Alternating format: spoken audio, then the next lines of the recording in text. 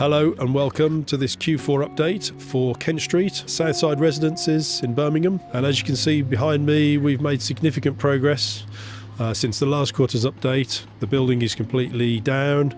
We've pretty much completed the foundation dig and we're about to install the piling mat. Following on from that, we will be starting piling. We'll have a piling rig on site.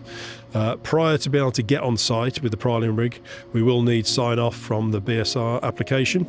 So I'm heading over to the Smithfield site now to get an update on where we are with those applications. Some of the references will be made to Smithfield, but the two applications are running in parallel, so we are expecting them to come out around the same sort of time. So I'm here with Simon from CBP, the architects that have been with us from the very concept of Smithfield all the way through to today, as now we're just starting on site. So hi Simon. Hi there. Hi Joe. Hi. So now we're on site. What's your role as an architect for this phase? Okay, so we're going through the gateway process. That's about to be approved through building control, building regulations. Once we get approval, then obviously we can start on site. And then that's our role with just supporting on-site works, answering queries and providing further information that may be required as works proceed on site. Sure. So it's that conversion from off the page, into real life. Absolutely. Sure. Yeah. And what challenges, if any, have you found specific about this particular project? Because it's a high-risk building, the gateway process is quite intense. High-risk buildings, obviously, to you and I, don't really raise any rid flags. But no. Obviously, for the buyers of the building, what do we class as a high-risk building? High-risk building, buildings over 7 stories or over 18 metres. Okay. And obviously, this falls into that category. Sure. So it goes through a special process. Not standard building regulations. It goes through a special process where it's vetted intensely, really, and you have to provide all construction information at the Gateway 2 stage. Okay.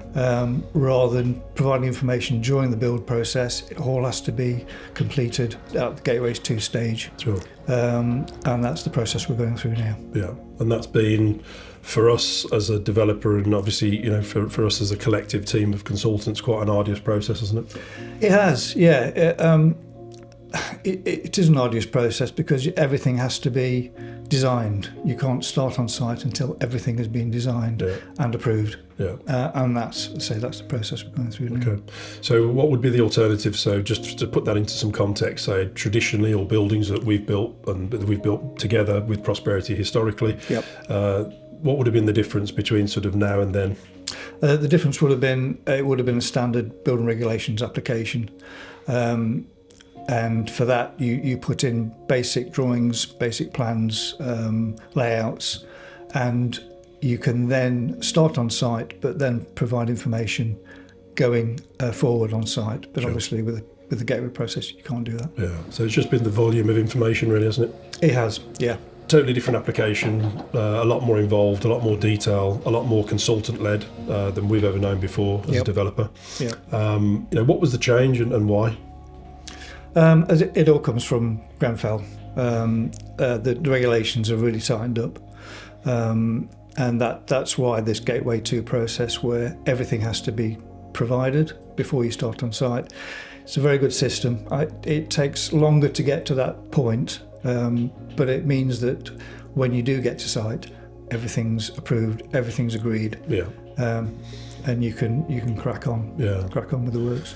Yeah, I mean, I think from a developer's perspective, as challenges as it has been for us because of the delays, when we get on site, I think, obviously seeing you guys, doing the work and the overlay of all the different disciplines that are going to be on site and all the different contractors, and seeing that up front, I think that's really going to help us to, make swifter progress once we're actually on site. Absolutely.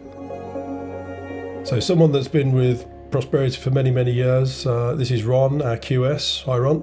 Hi, Jim. Hi. So tell us a bit about your role as the QS, particularly on this project for Smithfield. Yes, I mean, this is our first Gateway 2 projects, really, so it is different to what we're used to in the past, really, so it is challenging. and it has taken. It's a different approach, really. Sure. We're getting the team specialist subcontractors on board early. Yeah. So you're potentially losing a bit of competition. Sure. We're trying to better that all the time, but it's challenging, certainly. Sure. Okay.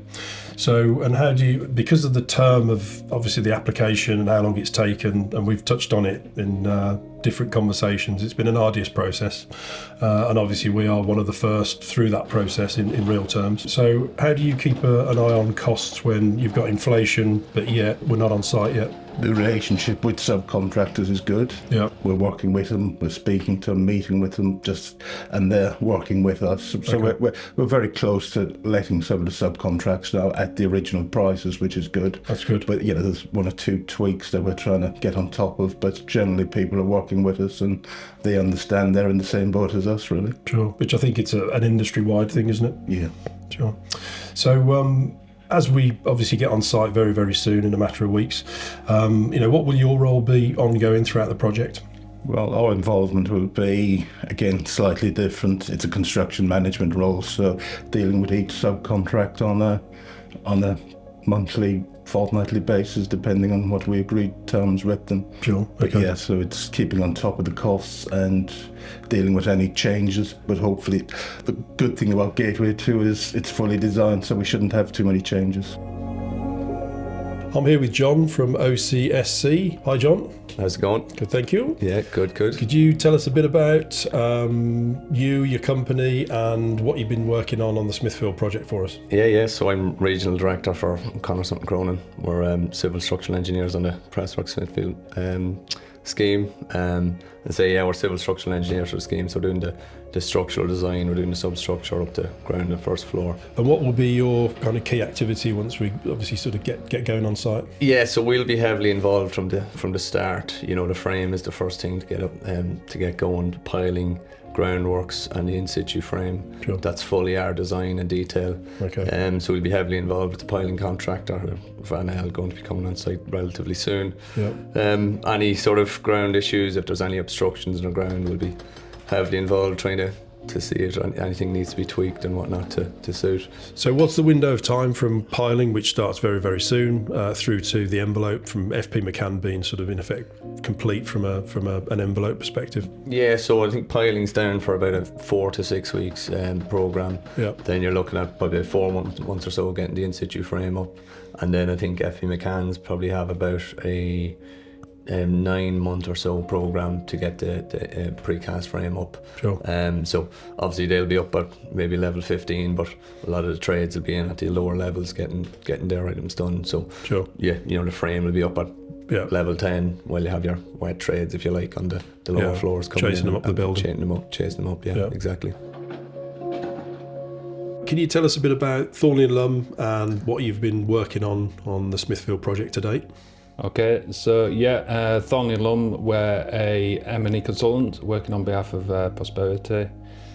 We've developed the full M&E package for the scheme, including building physics, so all the energy modelling, SAP calculations, SPM calculations to understand the energy portfolio of the development, and also developed through the mechanical electrical design, incorporating specialist subcontractors as well. Okay. within that. So there's been a lot of work to date, obviously. And then what's your roles, particularly as we progress through the build? So as we move on to build stage, we'll be monitoring the installation, so checking compliance with the contractor installation, make sure it complies with the employee requirements and our design, to carry that through to Gateway 3, hand over the project, making sure we're on track and we're not deviating from that design. Having heard from our consultants, hopefully there's a better understanding of how technical and detailed the BSR application is. We are now heading toward approval for both Smithfield and Kent Street. Following on, we'll have full approval to be able to really press on site, and that should make the process a lot more streamlined because, as has been referenced, although the process has taken longer, it does mean now that we have a full detailed design taking these buildings all the way through to completion. So the construction process, there are some time savings to be made now from that process.